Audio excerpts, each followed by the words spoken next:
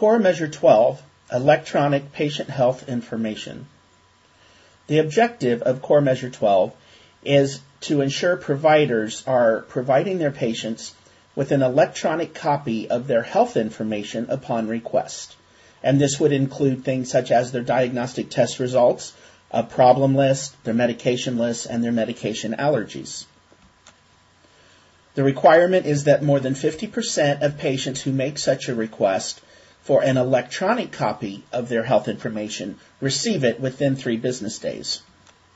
Now, with regards to attestation, the denominator is a little unique compared to most of the other measures that we've discussed, wherein the measure of Core Measure 12 is looking at all patients under the care of the doctor who make a request for an electronic copy of their health information. So it is not looking at a limited number of patients.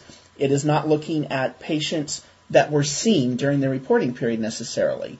It could be a patient that you have not treated in several years, but since you are their physician, they may be coming to you to ask for a copy of their chart. The numerator represents then the total number of patients within that denominator who actually do receive their health information within 3 business days.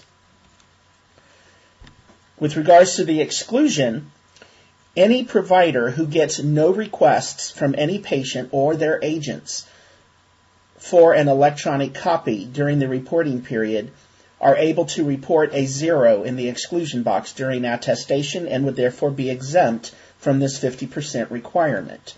To be quite honest, most providers are able to exclude here because a lot of patients do not know to explicitly ask for their chart electronically, or it's just never been an issue. When they call your office or walk into your front desk and they say, "I need a copy of my chart, please," for whatever reason, you can assume that they're just asking for a hard copy.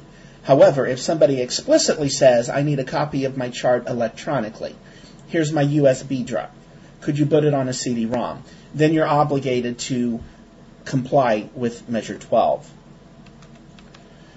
So with regards to the denominator, this is honestly the only measure within prognosis that we are not able to auto-calculate. The process of creating the denominator is something that you must, as a user, explicitly go into prognosis and perform a feature, and that would be composing a message. When you compose that message under the messages system within prognosis, there is a designated action code for the mail message called Health Information Request. And once you attach that message to the patient's chart, which would be on their document list, then the system will know that you have had such a request and will be able to count it in the denominator. But unless you explicitly attach this note to the patient's chart, there is no indication automatically within the EHR who knows when a patient has requested the electronic records. And again, remember that this is all patients that you treat, not just those that you have seen within the reporting period. The denominator is looking at requests during the reporting period. So that's the uniqueness of Core Measure 12's denominator as compared to the other denominators, which are looking at patients seen within the reporting period. Now, with regards to the numerator, again, there is a time sensitivity issue here. You must meet this request within 3 business days. So after that message has been created by whomever in your facility gets the request, whether that is your front office staff or a nurse or the doctor himself, whoever receives that message inside your practice, the back office, your medical records technician, your front office personnel, whomever you designate, they will need to compose the letter out and attach the patient's formal health record unless you're utilizing the patient portal. Now, if you use the patient portal in your practice, all you need to ensure is that the patient has an email address on their patient register and that a login user ID and password has been issued to them, which grants them the access they need to the portal. You're not responsible if the patient actually logs into the portal to gather the data, but because the portal is 100% real-time connected to the EHR system, as long as you have given them access by means of issuing an ID and password, which we're able to determine by the fact that you have an email address on file for the patient, then you will be counted into that numerator as being compliant. If you do not have the portal, then the formal health record will have to be downloaded and encrypted for HIPAA purposes, and then you will have to provide it to the patient on an external media or email it as a zip file. So now we're going to actually toggle into prognosis and see how both the denominator and numerator are accomplished. Now I'm logged in as Dr. Cooper, and just for training simplicity, I'm actually going to send the message to myself. But typically it's going to be the front office staff or the nurse may be sending the message to somebody else in your office. So I'm just going to go under my messages compose. And we're going to say now that I have received the request, whether the patient has called me, walked up to the front desk. So I've already selected my patient, Victor Cote, in this regard. If this isn't the patient that you want, of course, you can go into the binocular and choose a different patient. It always will default to the current patient you have in memory. And in the action drop-down is where you want to choose this health information request, because not only is there date sensitivity, but there's also this action code which will tell prognosis that of all of the messages on this patient's chart, this is the specific one requesting the health information electronically. And though it's not required, we do recommend you go ahead and put in 3 days there for the due in, because then it becomes a to-do item, which is actionable by the person to whom you are sending this request. Of course, the subject matter is whatever you want. I'm just going to go ahead and put meaningful use core measure 12, formal health record. And the content of the message is not actually required. Now, since I am going to simplify things here, I'm going to go ahead and click the self box to send it to myself. But you would go into the binocular typically and send it to whomever in your practice is designated. For instance, Amy Farrah Fowler is my back office personnel, so she's the one responsible for these. I'm going to send the message to her.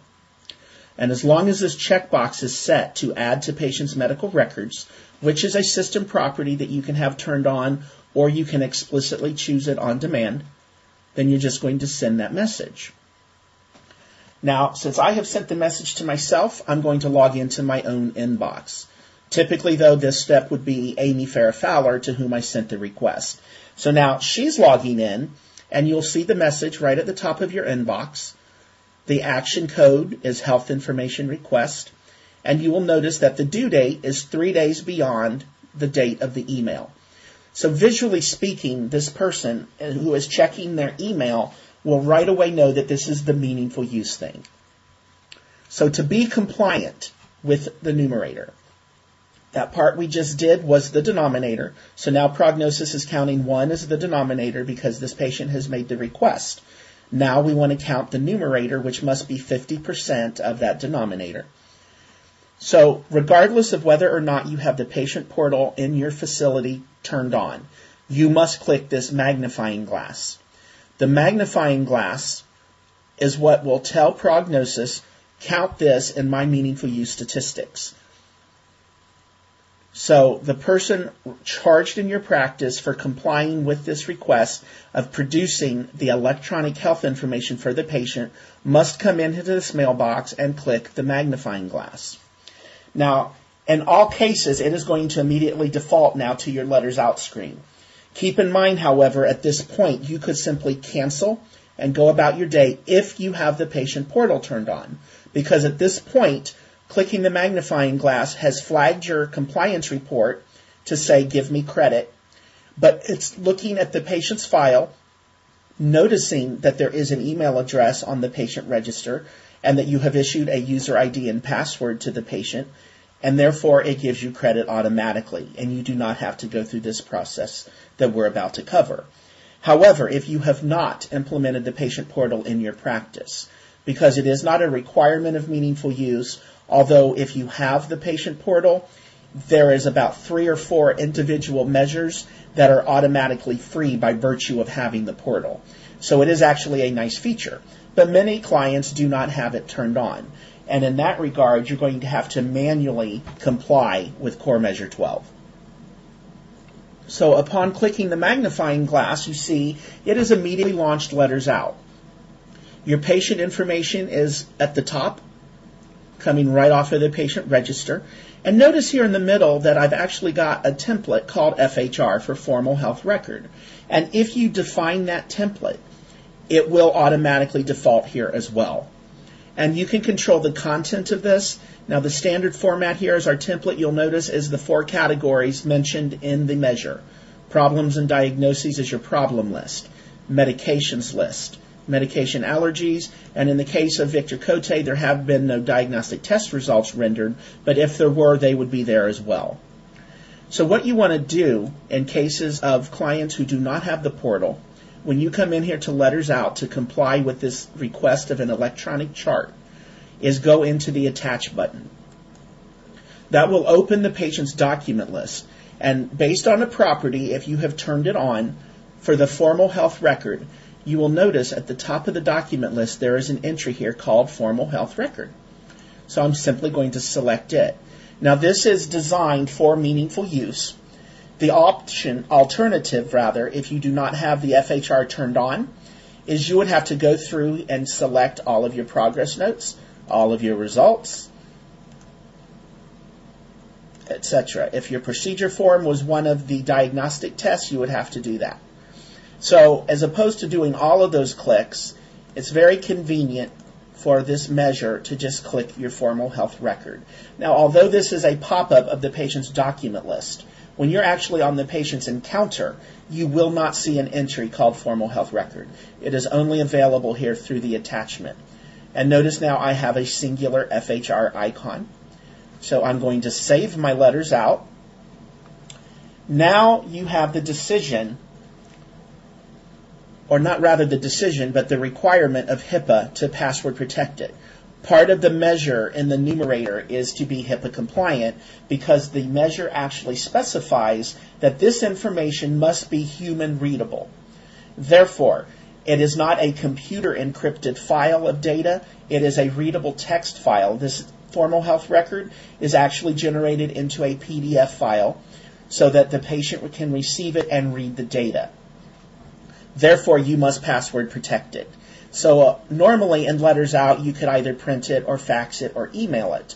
For Measure 12, you must choose the download icon because that is now going to encrypt the file. It immediately prompts you here for a password. The password is at your discretion. Some clients are choosing to make it the patient's date of birth. Others are making it the date of the request. You may make it the patient's name, the doctor's name, whatever you would like to do.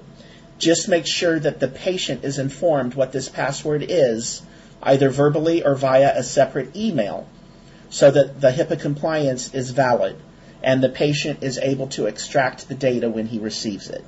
So I'm just going to type in the word dummy and then click OK. Upon doing that, what the system has now done is taken that Formal Health Record and that letter template that you've created, and it has compiled it into an encrypted file now under the lock of that password. So what you are prompted to do now is save the file. So we are going to save the file under our My Documents directory. Of course, you can save it wherever you want in your facility. I'm just going to go ahead and save it here in the root of my Bismatics directory. Notice it is filing to the name letter.1. If you're doing multiples throughout the day and you want to wait to the end of the day to create the CD-ROMs, you may want to change it to the patient's name. Victor Cote, Meaningful Use Measure 12. Doesn't matter, you name it whatever you want, but notice that it was in a .exe format.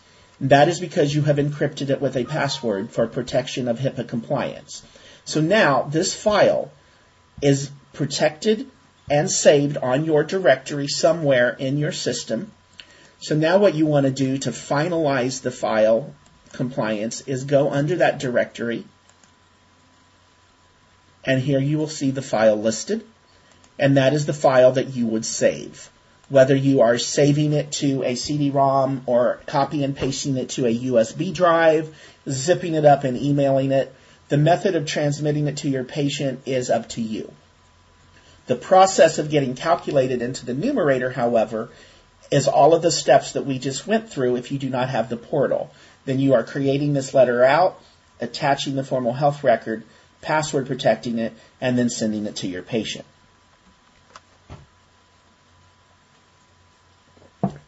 So for meaningful use compliance, you need to remember to enter the request so that we're able to calculate your denominator. The magnifying glass must then be clicked for the numerator, even if you are using the patient portal. And then if you're using the portal, make sure that your patient can access it. In other words, make sure there's an email address on the patient register, and therefore an ID and password has been issued for your patient to open up the portal and see their health information. If you're not using the portal, then you must create the formal health record and provide the password to the patient.